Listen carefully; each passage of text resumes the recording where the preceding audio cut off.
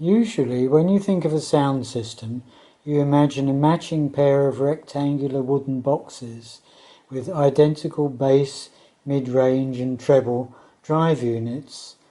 The drive units share the amplifier's power, maybe with a passive crossover network. I've been making sound systems for over 50 years and am now convinced that this is not the best way to go, and this design is not for audiophile purists who only listen to valve amplifiers playing classical music from vinyl. Most bass is not directional, and one big mono bass speaker performs better than two smaller ones. There is little to be gained from stereo bass. One big bass amplifier is better than two medium power ones. Wooden speaker boxes are very expensive and not structurally stiff. Much better and cheaper as a single large concrete enclosure. Rectangular speaker boxes give off resonances from the flat parallel walls which colour the sound. It is basically the wrong shape. Most distortion in a sound system is from the speakers, very little from the amplifiers. Most of the power in music is from the bass. You do not need the same power to drive the mid-range and tweeters. If all of the speakers share the same box, the bass modulates the other drivers and causes distortion. Speakers for mid-range and treble can therefore be small and sealed, no large cone excursions or bass to handle. Any shaped wooden boxes are okay, as there is no bass power. Use similar units for left, right and centre. Left rear and right rear can be driven from the left and right outputs. Volume controls for the rear speakers are not necessary. They can be moved nearer or further away. Most music will be from YouTube, and some phones, computers and most media players have equalizers built in with profiles for techno, rock, trance, house, pop, jazz, etc. Tone controls should not be necessary. Only the bass level needs cranking up and down depending on the music. The mid and treble levels are set by volume controls. A 10 Hz subsonic high-pass filter is necessary to prevent subwoofer damage. I set the bass low-pass filter at 150 Hz. The bass amp only needs a 10 to 150 Hz power bandwidth, ideal for a Class D switching amp. 2, 3 or 5 smaller amplifiers can drive the left, right, centre and left rear, right rear speakers. These can be bookshelf speakers. These amplifiers need a 150 to 20 kHz power bandwidth. A good choice is the LM3886 50 watt module. The bass amp could be the Studio 350, which is 350 watts into 4 ohms, published in Silicon Chip magazine January 2004, or the Classic D 250 watts into 4 ohms, November 2012. Or preferably something more powerful. The Banggood 500 watt Class D amp would probably be a good choice. A loudspeaker protection board should be used. Silicon Chip magazine, October 2011. The subwoofer controller, published in the August 2007 edition of Silicon Chip, is completely unsuitable. It is overcomplicated, can barely drive a Classic D. It has maximum output signal of 2.4 volts RMS, and the Classic D needs 2.2 volts RMS for 8 ohm loads, so there's no headroom. It has the low pass filter before the high pass filter, and everyone else designs band pass filters with the high pass before the low pass, which actually seems more logical. The bass and centre channels are mono. Left and right, front and back channels are stereo. A concrete speaker enclosure of at least 5 centimeters wall thickness and preferably 10 centimeters is easy to make and much cheaper than wood. It totally outperforms any wooden box, as concrete is so much more structurally stiff than wood. Even with a thumping bass, you cannot feel much in the way of vibration, so no resonances, with a concrete box. In total I used about 1.5 50-kilo bags of cement, 150 to 200 kilos of sand, and 150 to 200 kilos of small stones, or pebbles really. This size was for a 15-inch subwoofer. It would be okay for a 12-inch, but a bit too small for an 18-inch speaker. And if you want to use a 33-inch subwoofer, way too small. The volume of the speaker enclosure is 0.28 cubic meters, 280 litres. For anyone familiar with concrete work, it is easy. I started with the bass, but if you want to start with the top first and work downwards, there are videos on YouTube that can help you.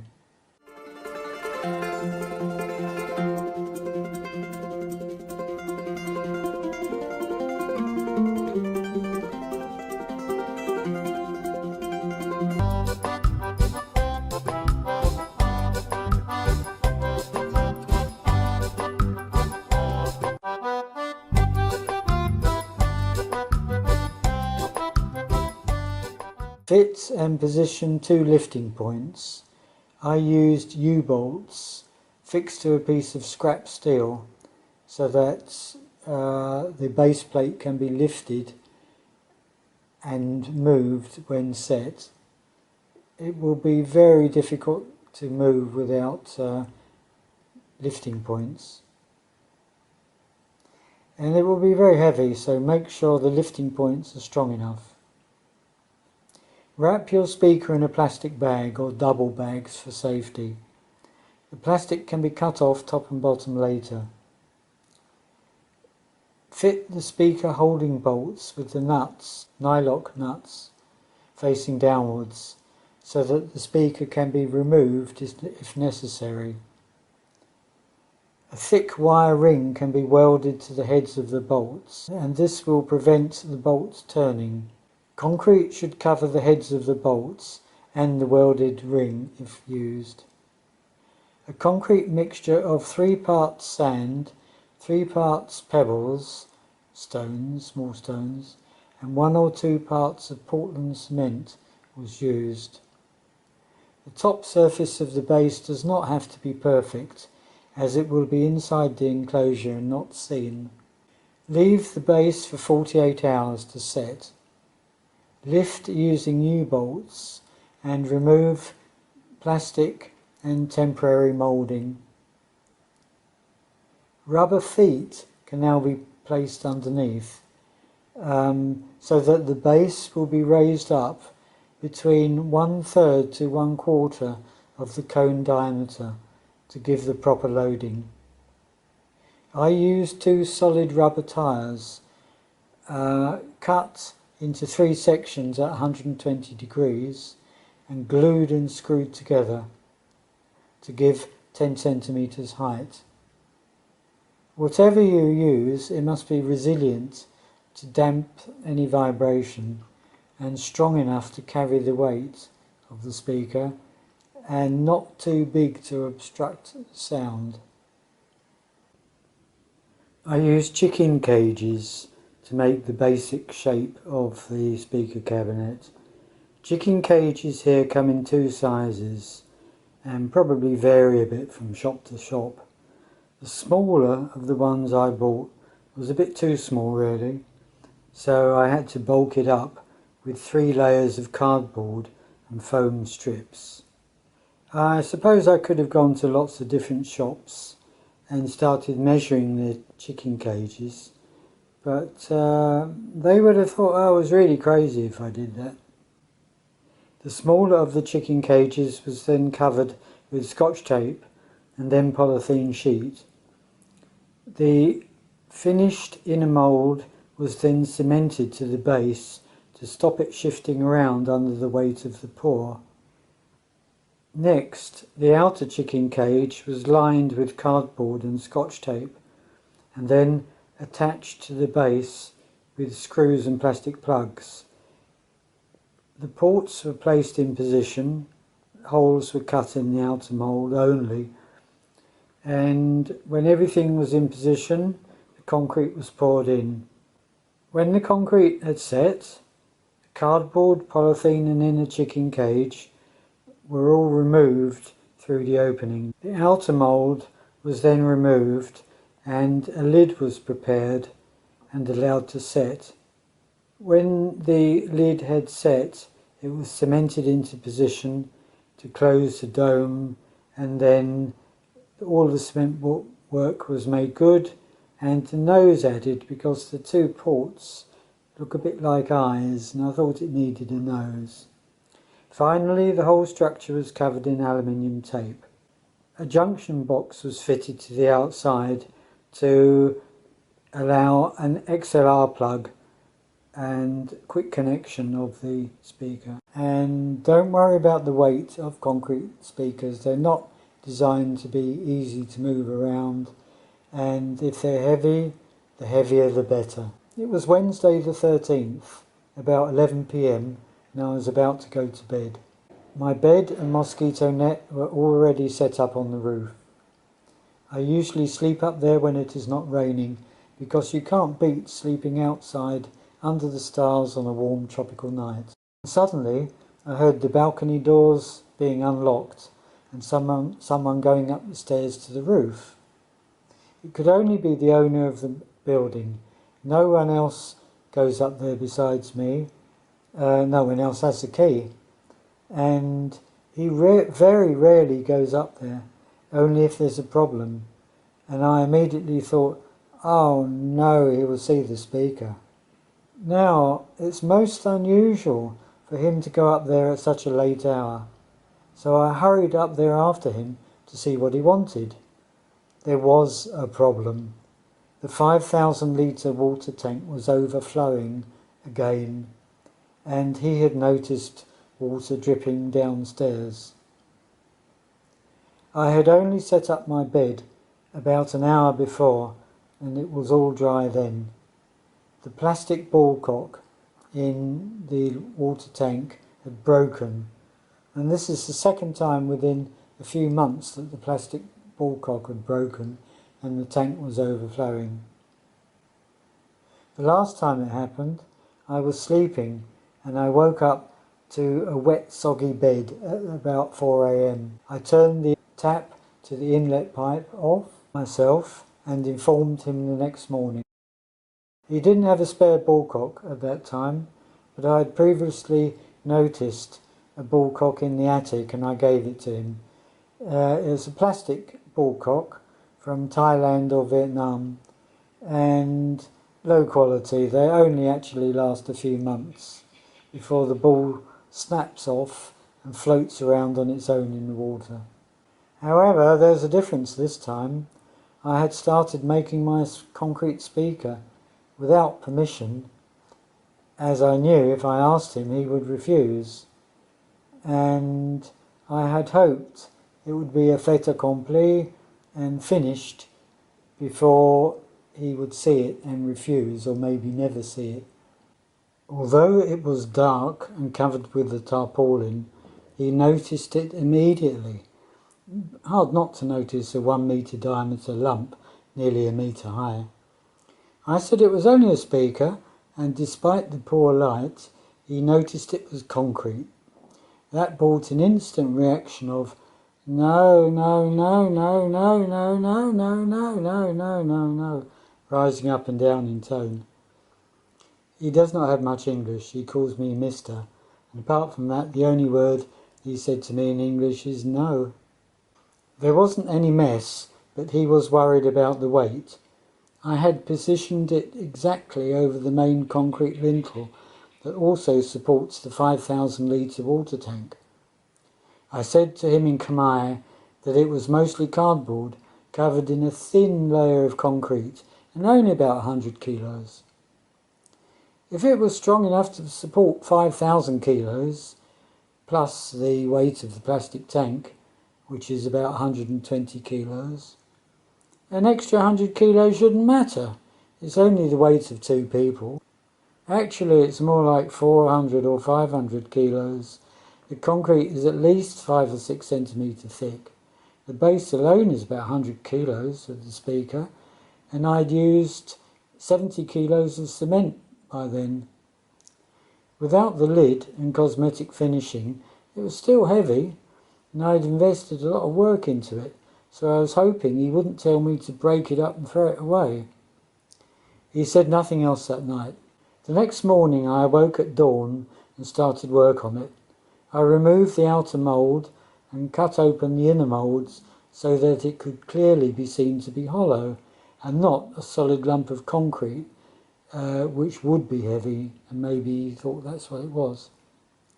I had everything tidied up by the time he came to fit a new plastic ballcock at about 7:30 a.m. He was in a better mood and seemed to believe that it was only about 100 kilos. He actually suggested that a better position for it would be in the corner by the attic door. So, in saying that, he had given permission without me asking for it. I was complaining about my bed getting soaked and said he should get a stainless steel ballcock and not the tire plastic rubbish. And this was thinking that if I was indignant, it would take his mind off the concrete speaker. He agreed and said that stainless steel ballcocks are not available locally. I replied there are loads in Phnom Penh, and he asked me to get him one the next time I was in Phnom Penh, and he would pay for it. Actually, my bed was not very wet and soon dried out. A plan was forming in my mind. Maybe the situation could be turned around. I would need wheels or casters or something to move it, and probably more rope, and I could get them all in Phnom Penh on the same day. By 9 a.m. I was ready and at the bus station. I got a stainless steel ballcock set for $12 and presented it to him the next afternoon for free. That way I had done him a favour, and the concrete speaker episode was not mentioned. I also got him a Chinese synthetic chamois leather for cleaning his car. They are less than $1 and amazing. So it didn't end up with me being in the doghouse for disobeying him. It ended up with indirect permission and him and his wife thanking me. There was the small problem of shifting the 300 kilo lump into the corner, or maybe even 400 kilos by then.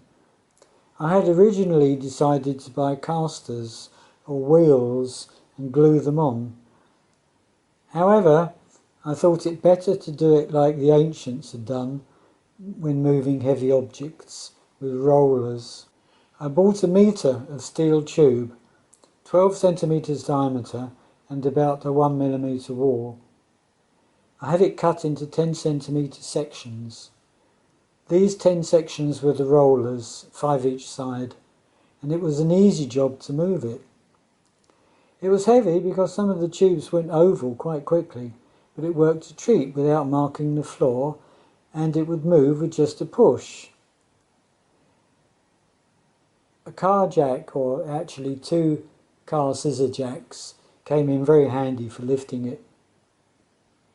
And also the ratchet strap winch was very good for winching it across the floor.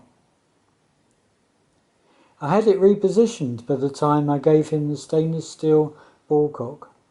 Another morning, after heavy rain in the night, I had finished off the speaker by wrapping it in aluminium tape, and just as I was rubbing it down with a rag, everything clean and tidy, no mess, the owner came up to the roof to check on any rainwater leakage in the attic. He saw the shiny speaker in its new position and only said, 100 kilos, okay? I said it was not too heavy, as I was able to move it on my own. He was very friendly, and the speaker is obviously no problem now. Phew, relief. When playing techno dance music, the bass has real authority, no booming or bleating, and the bass drum sounds and feels like a bass drum. Action movies sound great too. It amazes me how low bass notes will go and how powerful they can be. The system has a 10 Hz cutoff. There are plenty of bass-boosted music tracks on YouTube for impressing others with your car subwoofers, and these will not destroy a concrete speaker. The speaker cone is well loaded from below and from above and does not flap around. A woolly mat or carpet can be placed underneath the speaker for more damping if thought necessary. When not in use, plug the ports with plastic tubs and cover the whole system with a tarpaulin. We should not forget the importance of dance. It is something ancient and tribal in our subconscious and often neglected these days. Aerobics with dumbbells is also more fun with dance music. Whatever you listen to, you'll be satisfied with the clean, tight bass that only a concrete speaker can give. An even better speaker would be granite if you have the skills, money and time to make it. But for me, cutting and hollowing out a huge boulder of granite would be totally impractical in my apartment.